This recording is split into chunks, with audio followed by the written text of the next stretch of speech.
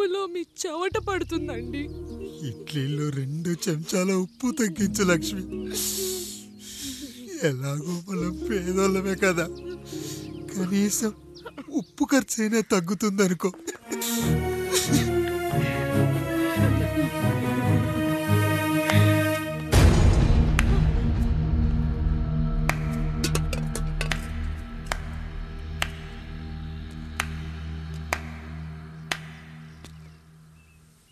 పప్పు రుబ్బుతున్నావా పెదరాయుడు? ఎవడికైనా చేసిన పాపం పండుతుంది అంటారు, నీకు మాత్రం అదిగో అలా పిండయింది. అరే రే రే రే రే, చేతి నిండా భార్యలు, ఇంటి నిండా బంధువులు, బీరువా నిండా డబ్బులు, ఊరి నిండా జనాలు. ఏరి ఎక్కడ? ఇంటర్వెల్ ముందు ఇంటర్ చదివే కుర్రాడు ఏదో ఆవేశంగా డైలాగులు చెప్పాడు, సెకండ్ హాఫ్ కు మర్చిపోతాడు అనుకున్నావు కదూ? మర్చిపోవడానికి నువ్వు నాకు ఇచ్చింది అప్పు కాదు, ద్రోహం. అమ్మ వచ్చిన ప్రతిసారి అడిగేవాన్ని, అమ్మా నాన్నెక్కడా అని. నీ గురించి తెలిసాక నీ ముందుకొచ్చా, నీ బ్రతుకుని ఇక్కడి దాకా తీసుకొచ్చా. పిక్చర్ అభి బాకీ హే మేరా పితాజీ. నిన్నిలాగే వదిలేస్తే ఈ ఆండ్రాయిడ్ తో వదలవు. సామ్సంగ్లు, హెచ్టీసీలు, లెనోవాలు అంటూ కనిపారేస్తూ మా అమ్మ లాంటోళ్ళ కోసం తిరుగుతూనే ఉంటావు.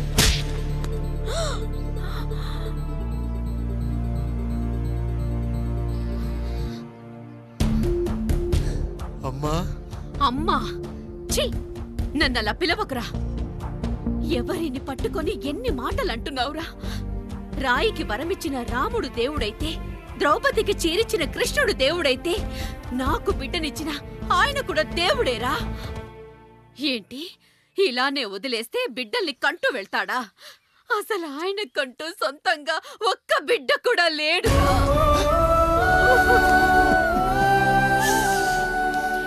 అసలు ఏం జరిగిందో తెలుసా? మీరుండండి అయ్యా, ఉండండి.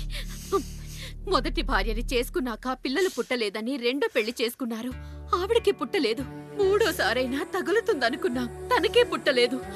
పిల్లల కోసం పెళ్ళాలని మార్చాడే కాని వాళ్ళని వదిలేయలేదురా. అదిరా మా పెద్దయ్య మనసు. ఆయన దగ్గర బాణం ఉంది కానీ లేదురా, లేదు. అసలు నీ తండ్రి ఎవరో నీకు తెలుసా? తెలుసా? ఇదిగో ఈ కాముడేరా నీ తండ్రి. గేదె నల్లగా ఉన్నంత మాత్రాన పాలు తెల్లగా ఎలా ఉన్నాయనే కదరా నీ ప్రశ్న. దానికి సమాధానం చెప్పాలంటే, ఒక వర్షం కురిసిన రాత్రి నేను 9వ నెల బాలింతగా ఉన్నప్పుడు. పండు పండు, ఇదిగో.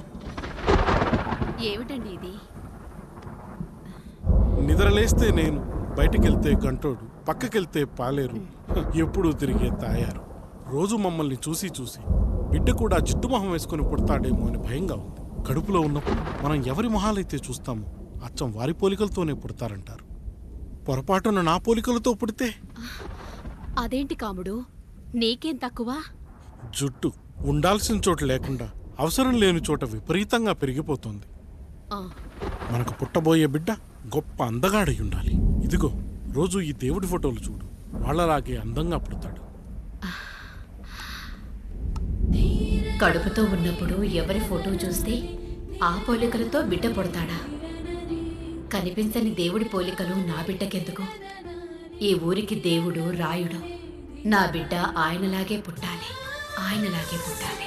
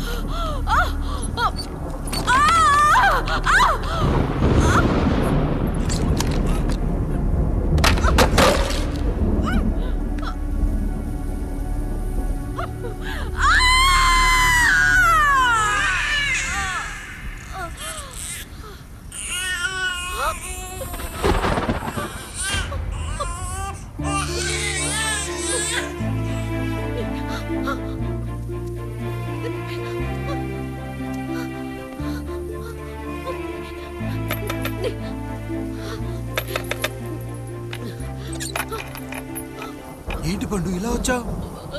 అయ్యా, తప్పు జరిగిపోయింది పెద్దయ్య. ఏం జరిగింది? అసలే నువ్వు ఒట్టి మనిషి కూడా కాదు.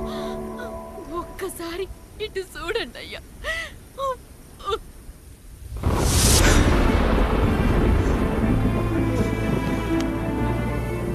వీడేంటి అచ్చం నాలా ఉన్నాడు? అసలేంటి, ఎందుకు ఇలా జరిగింది?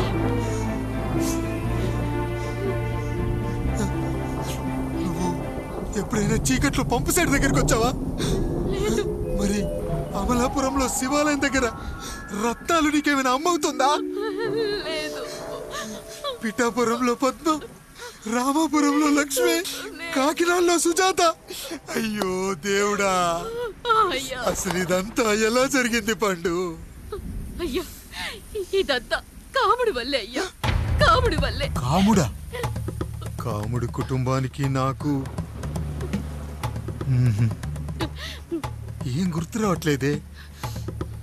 ఎన్నని గుర్తు పెట్టుకోగలను నేను మాత్రం? అయ్యా, అది కాదయ్యా.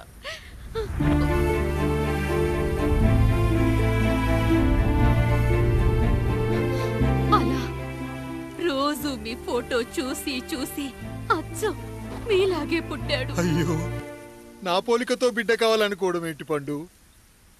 నువ్విలా చేయడం ఏంటి పండు? పోలికల కోసం ఫోటోలు ఎందుకు చూసావు పండు? అందుకే కదయ్యా ముందు ఆ డైలాగ్ చెప్పాను, తప్పు జరిగిందని. ఇప్పుడు ఏం చెయ్యాలయ్యా? స్వచ్ఛమైన మన ప్రేమను ఈ పాడులోకం అర్థం చేసుకోదు. కనీసం మీ ఇద్దరి జీవితం బాగున్నా ఆనందపడేవని. వీణ్ణి ఇక్కడ ఉంచొద్దు పండు, బయటికి పంపించు. బయటికి పంపించి బాగా చదివించు, గొప్పవాణ్ణి చెయ్యి. వీడికి అయ్యే ఖర్చంతా నేనే భరిస్తా. అవసరమైతే ఆ డబ్బు కాముడి జీతంలో కట్ చేద్దాం. అయ్యా, వెళ్లే ముందు వీడికొక పేరు పెట్టండి అయ్యా. వీడు ఇంకో రాయుడు, అంటే ఇంగ్లీష్ లో అండ్ రాయుడు, అండ్ రాయుడు.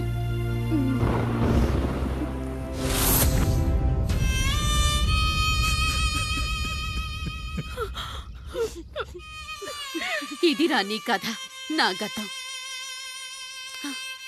నిన్ను చదివించడం కోసం ఆయన మీ నాన్న జీతంలోంచి నెలకి 3,000, 4,000 కోసేసిచ్చేవారు. అప్పుడు ఆయన పడిన బాధ పగవాడు కూడా పడకూడదు. చూసావారా, దేవుడు లాంటి పెద్దయ్యని అనవసరంగా అనుమానించు ఎంత పెద్ద తప్పు చేశావో అర్థమైందా?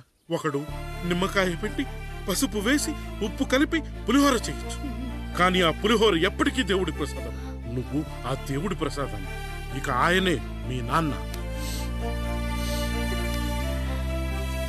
చూసావా అమ్మా, ఈ రోజు నుంచి నాకు 3 అమ్మలు, 2 నాన్నలు. నీకు మాత్రం ఒక్కడే భర్త, నాన్నకు మాత్రం ఒక్కటే భార్య. మా నాయనే. అయ్యా, బిడ్డను ఒక్కసారి ఎత్తుకొని తిప్పండి అయ్యా.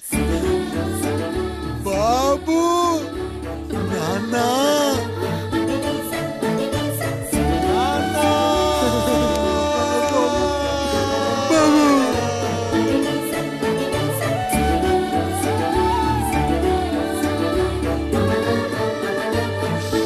నన్ను క్షమించు నాన్న. ఇప్పటికైనా నిజం అర్థం చేసుకున్నావు. అది నాకు చాలురా, చాలు. చాలదు నాన్న, నిన్ను ఏలెత్తి చూపిన జనంతో చెయ్యెత్తి దండం పెట్టించాలి. అన్నయ్య కంటే ఆస్తి ముఖ్యమనుకున్న మన కుటుంబానికి గుణపాఠం నేర్పించాలి. ఇక నాకు వదిలే నాన్న, నేను చూసుకుంటా.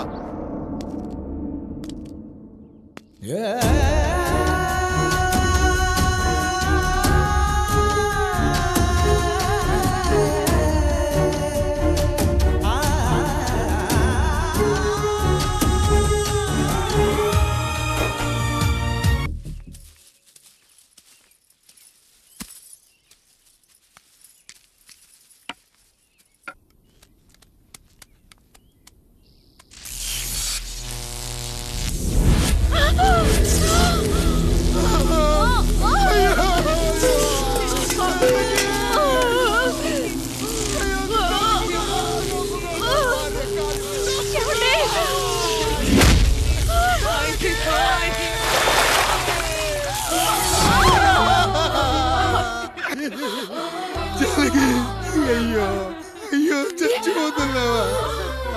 ఎందుకు ఇలా జరుగుతుందండి? నీ మనసులో మాట నాకు తెలియదా? నేను చచ్చిపోతున్నాను, మీరు ఇంకో పెళ్లి చేసుకోండి అని అంటావు కదా. అది కాదండి. అయ్యో మరి ఏంటి జానకి? హాస్పిటల్కి తీసుకెళ్ళండి. హాస్పిటల్.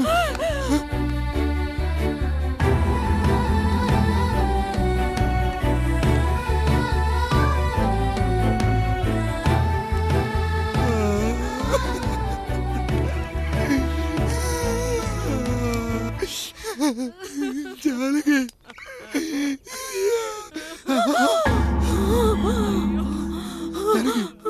ఏమండి? నేను వెళ్ళిపోతున్నాను. నా కోసం చివరిగా ఒక పాట పాడండి.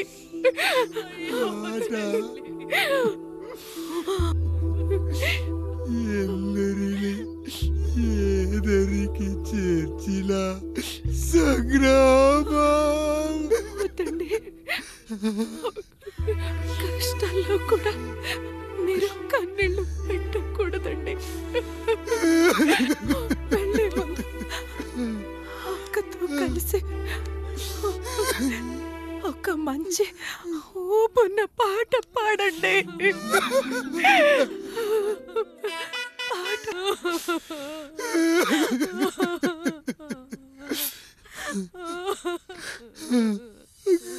భార్య పోయింది, తమ్ముళ్ళు వద్దనుకున్నారు, కుటుంబం, ఊరు, ఆస్తి ఇప్పుడు ఏదీ లేదు. ఇక నేను ఎవరి కోసం బతకాలి? ఏ కరెంటు నా భార్యను పొట్టను పెట్టుకుందో అదే కరెంటు నా చావును కోరుకుంటుందో.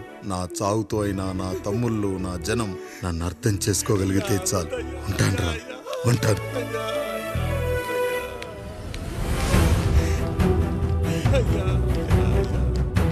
అయ్యా అయ్యా రండయ్యా, పెద్దరాయుడు గారు చనిపోతున్నారయ్యా, రండయ్యా, మీరన్న వచ్చి ఆపండి అయ్యా. అయ్యా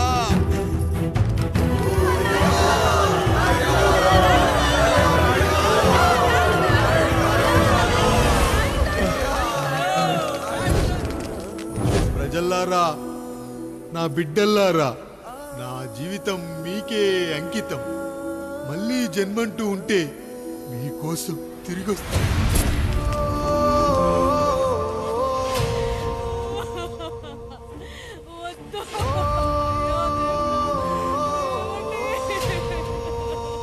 వద్దయ్యా, వద్దు, వద్దయ్యా, వద్దయ్యా.